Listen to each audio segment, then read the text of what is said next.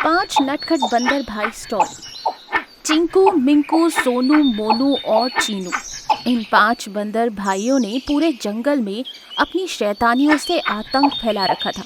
हर कोई इनकी शैतानियों का शिकार बनता, फिर चाहे वो बच्चा हो या बूढ़ा, कोई ताकतवर हो या फिर कमज़ोर, कोई भी इनकी शैतानियों से बच नहीं पाता।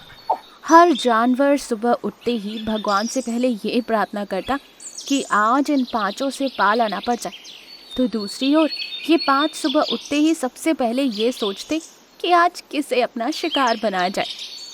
आज तो मज़ा नहीं आ रहा, बोर हो रहा हूँ।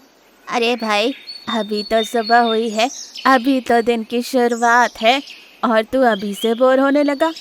लगता है आज से किसी न किसी जानवर को रात भर बंद करके रखना पड़ेगा और सुबह होते ही चीकू भैया के आगे रख देंगे ताकि उनका दिन अच्छा गुजरे।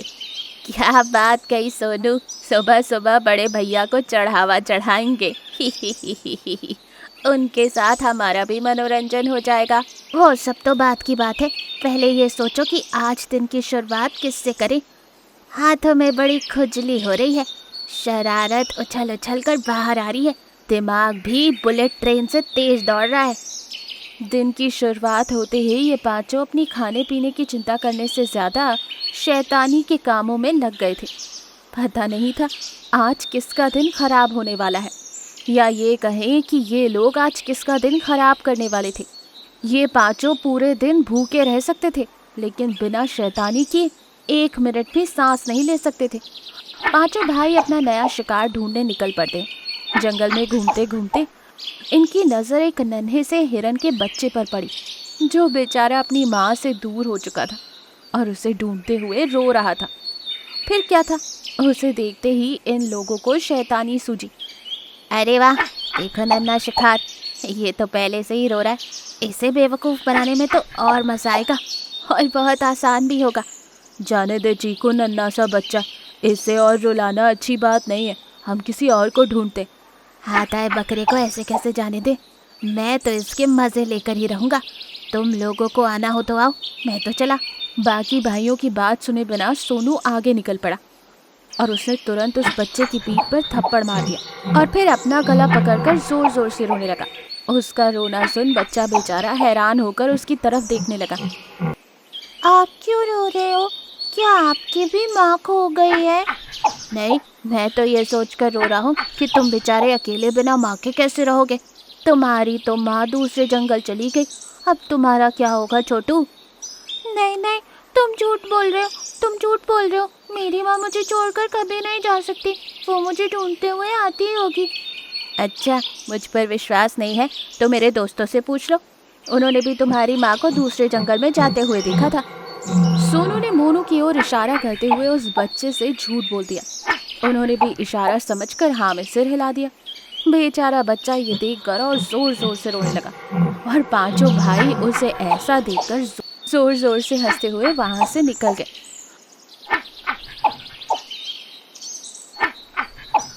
थोड़ी देर बाद हिरन अपने बच्चे को ढूंढते हुए वहां पहुंच गए और उसको इस हालत में देखकर वो बहुत दुखी हुई।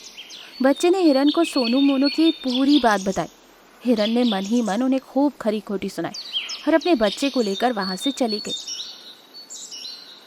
क्या रोते हुए बच्चे को रुलाकर दांत निकालते हो? ये भी कोई मज़ा हुआ? कुछ और मज़ेदार करके दिखाओ तो मानू। क्या करना है? आज एक शर्त लगाते हैं, जो भी हाथी से उसके बच्चे को कुछ घंटों के लिए दूर रखेगा वो विजेता होगा और वही कहलाएगा असली शैतान।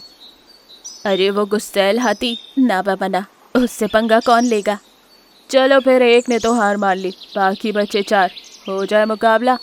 नई शैतानी के लिए सब लोग राजी हो गए। हाँ ना करते करते मीकू भी राजी हो ही गया। 5 शैतान हाथी के घर की ओर निकल पड़े।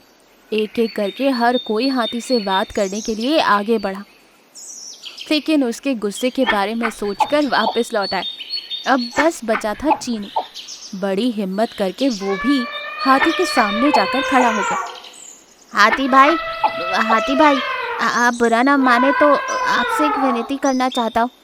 देख छोटे, आज सुबह से दिमाग वैसे ही बहुत ख़राब है, तू कोई शैतानी लेकर आया है तो वापस लौट जा, वरना तेरा वो हाल करूँगा कि तेरे भाई तुझे पहचान भी नहीं पाएंगे। शैतानी, वो भी आपसे? मुझे भरी जवानी में मरना थोड़ी है भाई। मैं तो बस आपके बेटे को घुमाने ले जाना चाहता हूँ। कुछ ही घंटों में उसे वापस आपके पास छोड़ जाऊंगा। तुम जैसे निकम्मों के पास मैं अपने बेटे को छोड़ूंगा? बिल्कुल भी नहीं।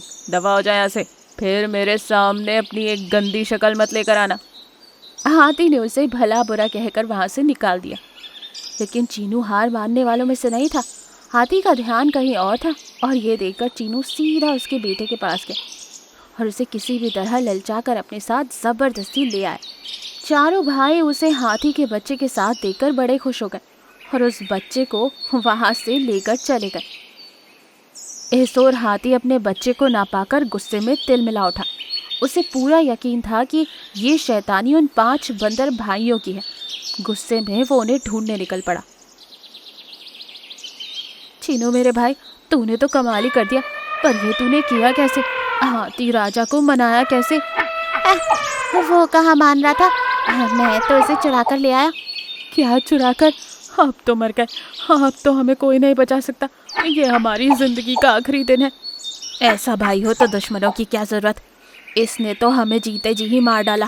अब वो सनकी हाथी हमें तड़पा तड़पा कर मारेगा। अभी भी वक्त है। मैं कहता हूँ इसे वापस लौटा आते हैं और हाथी से माफ़ी मांगते हैं। शर्त लगी थी कि कुछ घंटे तक इसे दूर रखना है। वो शर्त तो मैं पूरी करके रहूँगा। तुम सब हार गए हो ना, इसीलिए ऐसा कह रहे हो। अरे गोबर गणेश, कब तुझे अकल आएगी? तेरी शैतानी हमारे जान पर बनाएगी। चीनू किसी भी तरह मानने को तैयार नहीं था और बाकी 4 डर के मारे कांपने लगे थे।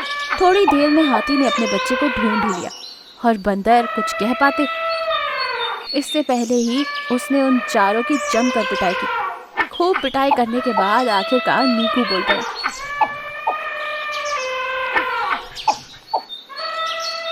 हाथी भाई, आपके साथ शैतानी चीकू ने की थी, फिर हमें सजा क्यों?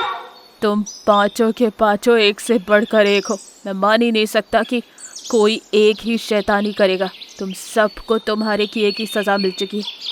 अगर फिर से ऐसी हरकत कभी की ना तो जानवरों को परेशान करने के चक्कर में तुम्हें पेड़ से उल्टा लटका कर लाल चींटियां छोड़ दूंगा। बाकी तुम खुद ही समझदार हो।